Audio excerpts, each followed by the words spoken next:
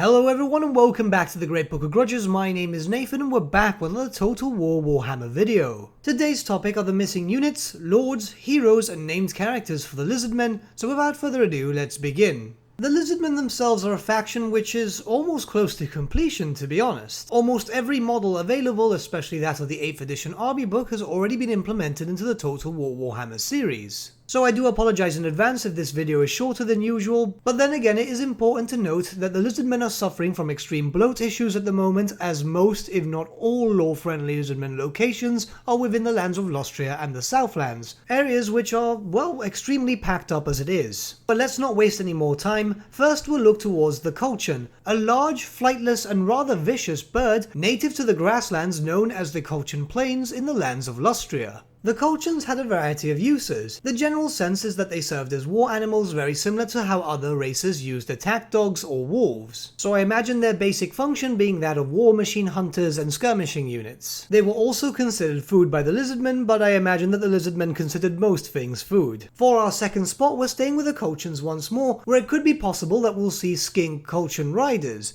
This could provide the Lizardmen with some much needed light cavalry, possibly in the form of two separate units. The first one could be with basic spears, and the other one could be with blowpipes, giving them a ranged option that can fire on the move. Skirmish cavalry is always welcome, especially for the Lizardmen where, well, most of their army is quite slow. Now the Cochins and the Cochin riders wouldn't be the best unit available, but it's still better than nothing. But moving on now, we'll look towards the Troglodon in two different variants. Troglodons are known as the Pale Death, some of the largest and most deadliest hunters in all of Lostria. These creatures are almost completely blind, but their heightened sense of smell and incredible speed makes them very dangerous hunters. Paired with their incredibly powerful jaws and highly venomous teeth, the Troglodons are a force to be reckoned with. Now it's very possible that we could see two variants of this monster being implemented into the game. First in its feral form, where it would have no rider and be quite difficult to control, where it could go on a rampage relatively quickly, but then again that's what you'd want from something so massive. And the second version would be that of a tame Troglodon, well, as close to tame as you can actually get with these things.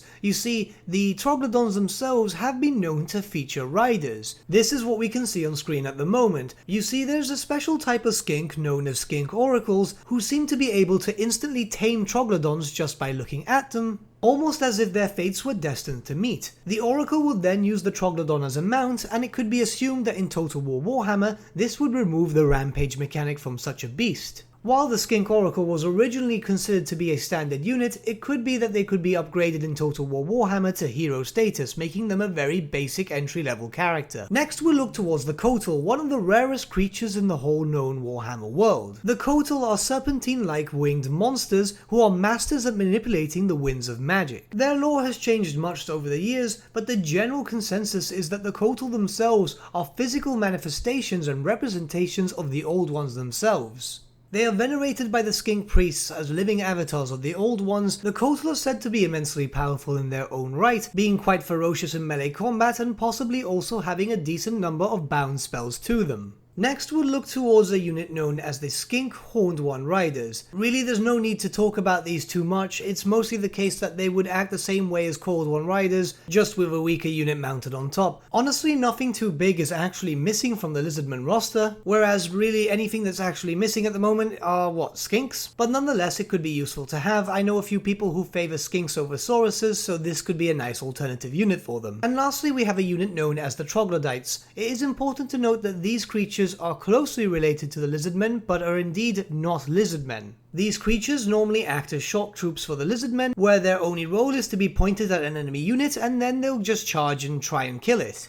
There's really not too much to say about the Troglodytes, however this leads to a perfect segue for something else. It is almost certain that the Amazons, a race of warrior women that are native to Lostria, will never see their own respective race pack, given the fact that they've got very little lore about them and Lostria itself is already very packed. Also pairing with the fact that the life cycle for Total War Warhammer 2 is coming for an end, it is likely that such obscure races such as the Amazons would never see the light of day with their own respective race pack. So what could be possible here is that we might see a future Lizardmen DLC with Amazons included as units for them. I believe that this is actually quite possible, as the Lizardmen and the Amazons do have lore that ties them together and they have been known to work amongst each other. A few units here and there would just be perfect, to be honest. It doesn't need to be a complete roster, but 4 or 5 different units and that's enough. Maybe even less, 1 or 2 could be perfectly fine. Now before we move on to the characters, you might be wondering why I'm not mentioning units such as the Thunder Lizard, and really it's rather simple. It's mainly because these monsters barely had any lore towards them, and if we can be perfectly honest here, most of these monsters would be either way too big, even bigger than the Dread Saurian, or fulfilling the same role as them, so it doesn't seem like there's much of a point. But with that, let's start looking towards the missing name characters. The first one would be Incy Wincy, and yes, that was very difficult to say with a straight face. Incy Wincy is one of those very rare skinks that have been able to capture and tame cold ones or horned ones. He's a skirmish-based hero who leads a small unit of skinks that ride cold ones into battle, and they are rather famous for leading multiple assaults against any Northmen invaders that may land in the lands of Lustria. Next, we have the famous chameleon skink known as Oxy OToole, one of the oldest living skinks in Warhammer fantasy history. Oxy OToole was around during the first coming of Chaos, and has an immense hatred against anything demonic. He is one of the very few living beings that have managed to survive inside the realms of Chaos and escape with their life. This character's inclusion into the Total War Warhammer series seems very highly likely, considering that in Game 3 we'll most likely see the release of the Chaos Demons, and if there is ever a cross-game DLC between the Lizardmen and the Chaos Demons, Oxy OToole seems to be the best option here, as this ancient hunter would naturally want to be at the forefront against any demonic incursions. And lastly, we'll look towards Teto Ekko, another very ancient skink, but this one makes use of the winds of magic rather than fighting physically. Teto Ekko is by far one of the most talented skink priests that have ever existed.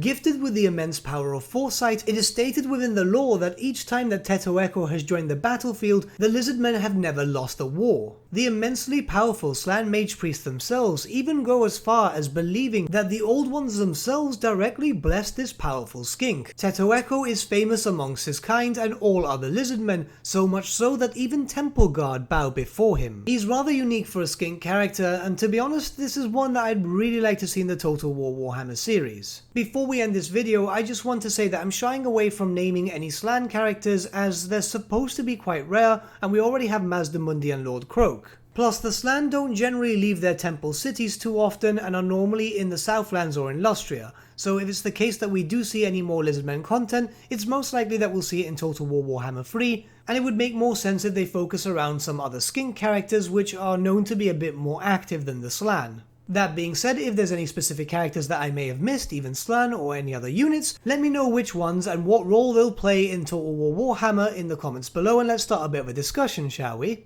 But with that, my friends, we've come to the end of our video. Thank you so much for watching. If you did enjoy the video, might I suggest giving the video a like, or even subscribing to the channel, as it really does help us out. In the description section below, we have various different social media links such as Facebook, Instagram and Discord, where you can get in contact with the Great Book team, talk to us about Total War, Warhammer, or just anything really. Also in the description section below is an affiliate link with Element Games, where you could get loads of hobby-based products, not just Warhammer, for 10 to 25% off. Purchasing using this link and also using our special code, which is also in the description, supports the channel at no extra cost to you, which we think is rather cool. A big thank you to our patrons. Your support means the world to us. Honestly, it's amazing that people want to help a small channel like us grow and get to a higher level of content. A special thank you to our patrons Gibraltar LUSC and Ryan Bertsche for subscribing to us at our Fane level. Honestly, you guys are super cool. And a big thank you to all of you for liking, sharing and commenting on these videos. Honestly, the channel's been growing a lot lately and it's all thanks to you guys. Without you, the Great Book would be nothing. We're trying to implement more videos into the channel soon, but we're getting stuff done outside of YouTube at the moment, just like artwork and so on for the channel. It's just taking a little while to get everything to look to a standard that we feel is cool. Honestly guys, thank you so much for all the support lately, it's been amazing. But with that, my friends, thank you so much for watching once again, and we shall see you all again very, very soon. Have a good day.